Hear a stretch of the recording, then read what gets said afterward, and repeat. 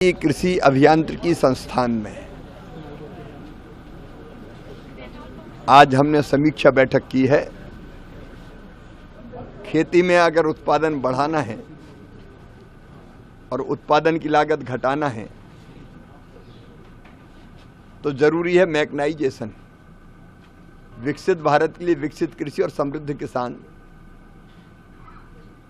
मशीनीकरण के माध्यम से इस लक्ष्य को हम पूरा कर सकते हैं और भारतीय कृषि अभियांत्रिकी संस्थान इस दिशा में अत्यंत महत्वपूर्ण काम कर रहा है। मशीनें चाहे वो खेत तैयार करने की हो, बोनी की हो, खाद डालने की हो, फर्टिगेशन की हो, सिंचाई की हो, अनेकों प्रकार की जो आधुनिक आवश्यकताएं हैं उनके लिए रिसर्च और शोध करके इस संस्थान ने सैकड़ों नई मशीनें बनाई है और उनका लाभ आज देश के किसानों को मिल रहा है। 50 साल इस संस्थान को पूरा होने वाले हैं।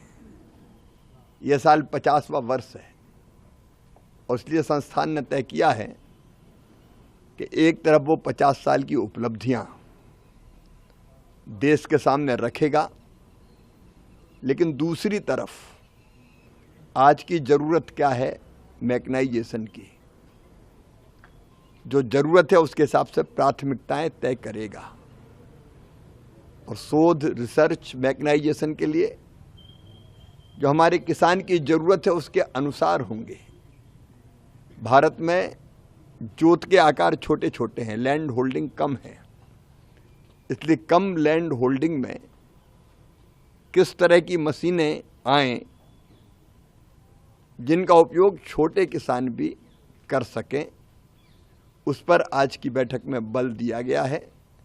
और आने वाले 10 साल के टारगेट हमारा अभियांत्रिकी संस्थान अब तय करने वाला है। अब पशु चालित मशीनों के बजाय छोटी मशीनें कैसे बैटरी चालित हो या सोलर के आधार पर चलें, उस पर काम करने की आवश्यकता पर आज की बैठक में बल दिया गया है। कई तरह के काम हैं जिनमें